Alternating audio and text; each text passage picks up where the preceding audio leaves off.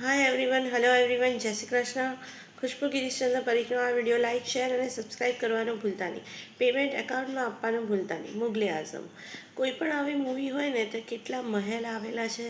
History, સમાજ વિદ્યા શીખવા મળતું હોય છે, હિસ્ટ્રી શીખવા મળતી હોય છે, અને જીવનમાં કઈ કઈ રીતે કેવી કેવી ઘટનાઓથી યાદગાર બિલ્ડિંગો મળી છે, યાદગાર બિલ્ડિંગો જોવા મળી છે, તે શીખવા મળતું હોય છે.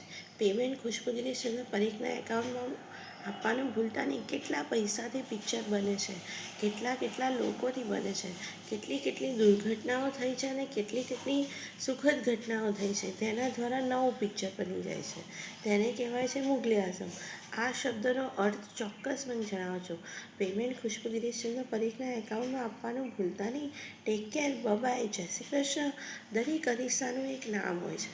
અરીસા મહેલ બનાવવામાં આવ્યો હતો, કબર બનાવવામાં આવી હતી. દરેક કબરનો એક ઇતિહાસ હોય છે.